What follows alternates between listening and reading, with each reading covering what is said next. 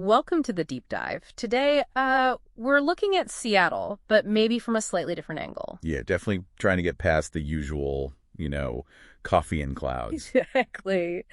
We stumbled upon this great blog, rethinkingre.com. It's run by Don and Susie Karstedt. They're real estate folks out in Lake Tapps. Mm-hmm. And they have this post, why would you want to move to Seattle anyway?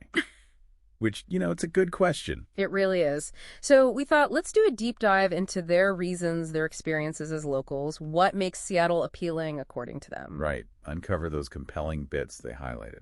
Okay, so first up, they talked about Demetrius Jazz Alley in Belltown. Ah, yeah, Jazz Alley. That sounds, Seattle's got music history, obviously, but this sounds a bit different, more refined, maybe. That's the impression I got from Don and Susie's take. They talked about its history since the late 70s. Wow. Okay, so it's established. Totally. And it hosts top-tier jazz musicians. They actually saw Norman Brown there, the Grammy winner. A Grammy winner in a jazz club setting.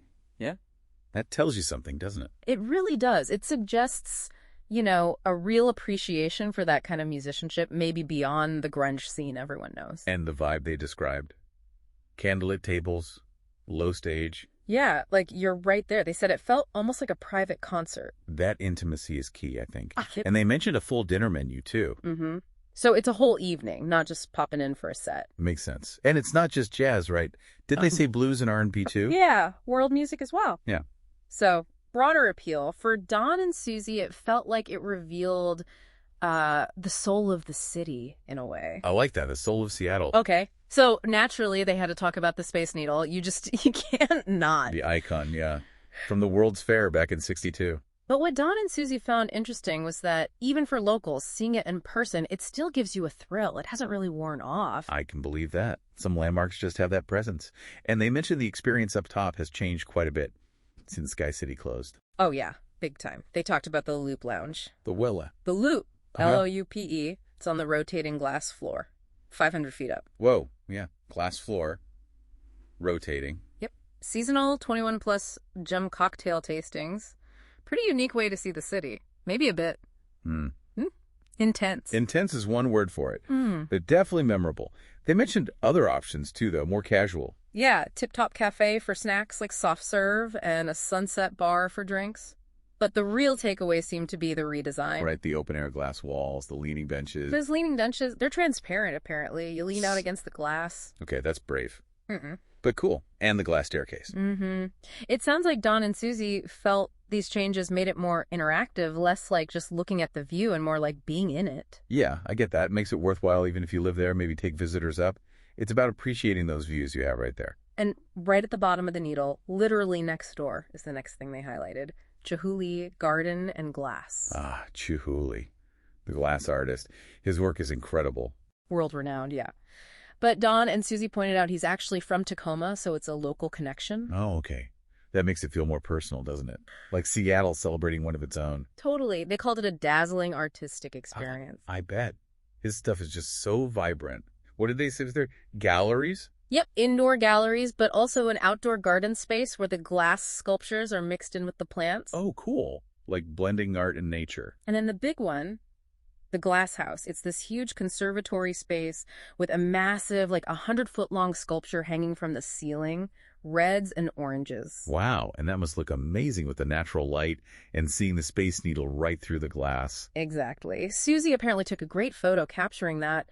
Don and Susie see it as a place you'd go back to, maybe with visitors, just to soak in that beauty and imagination. Yeah, a reminder of the creative side of the city. Okay, can't talk Seattle without coffee. Obvious one, right. Yeah. But Don and Susie's point was deeper than just, they drink a lot of coffee. Right. It's part of the identity, the fabric of the city. And the history runs deep. Starbucks started there in '71, sure, but they mentioned the indie cafes before that. Yeah, those neighborhood hubs, places to connect. And that's still live today, apparently. Just tons of coffee shops everywhere, each with its own vibe. Industrial, cozy, whatever. Don shared an experience at Seattle Coffee Works. He felt the focus wasn't just the coffee itself, but the connection, the atmosphere, accepting that everyone likes their coffee differently. Yeah, it's less about rigid rules and more about community, maybe, and just enjoying a good cup in a welcoming space. Definitely the vibe I got. Okay, switching gears completely now. From cozy cafes to jets, Yet. Seafair, and specifically the Blue Angels. Ah, right. The summer festival. Don and Susie mentioned this. They did. They painted this picture of Seattle's unique setting, the lakes, the mountains, and then this huge air show happening right over it all. That is pretty unique. The Blue Angels over Lake Washington. Yeah, first week of August, they described the crowds everywhere. Shorelines, bridges, boats, even rooftops. Just watching these jets fly low over the water. Yeah. That must be something else. Especially, they said, when you've got Mount Rainier visible in the background. Just wow. Heart pounding, I bet. It sounds like a massive shared experience for the city. Totally. They mentioned other Seafair stuff too, like hydroplane races and parades, but the Blue Angels performance really stood out in their description. A real local tradition. A memorable welcome for newcomers, too, I'd imagine. For sure. Okay, last big moment they covered, Pike Place Market. The classic. Fish throwing. Well, yeah, but they were quick to say that's just like one tiny part of it, a gimmick almost. Yeah, fair enough. What's the real deal, according to them? History, mainly. It opened way back in 1907, and it's still a working market. Right, not just a tourist trap. Real local farmers, artisans, bakers, butchers. Exactly. People selling stuff they grew or made, fresh produce, amazing flowers they mentioned, huge bouquets for under $15. Wow. And crafts, food. They mentioned multi-generational vendors. Yeah, families who've been there for ages. And they described it as a maze of hidden gems. Ooh, I like that. What kind of gems? Okay, get this. French pastries, Russian pierogies, vegan sushi, Turkish delights, old school diners, Pike Brewing Company, just everything. Sounds like you could spend days exploring. That was their point. Don and Susie said they always find something new, something unexpected every time they go. You can wander for hours or just grab what you need. So it serves locals just as much as visitors. Definitely. Okay, so pulling all these pieces together from Don and Susie's perspective, what's the big picture? Yeah, I think their main message, reading between the lines on rethinkingre.com, is that Seattle is just layered, full of surprises. Yeah, you could have such different experiences even in one weekend.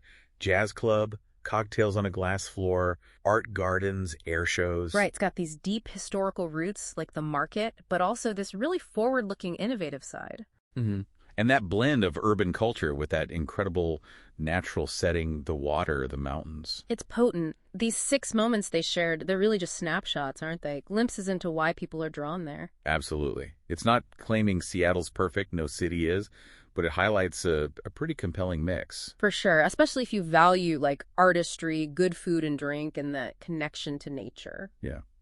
And if you are curious, thinking about Seattle, Don and Susie's blog, rethinkingre.com, seems like a really solid resource, a genuine local take. Definitely worth a look. You know, this whole deep dive makes you think, doesn't it? How so? Well, Don and Susie showed Seattle as this place with layers. It's not just the big, famous things. Maybe the real magic of any place is in discovering those smaller moments, the hidden corners, over time. That's a great point. It's about more than the icons. It's about the texture, the everyday discoveries. Right. What kind of layers, what kind of hidden gems are you looking for in a place to call home?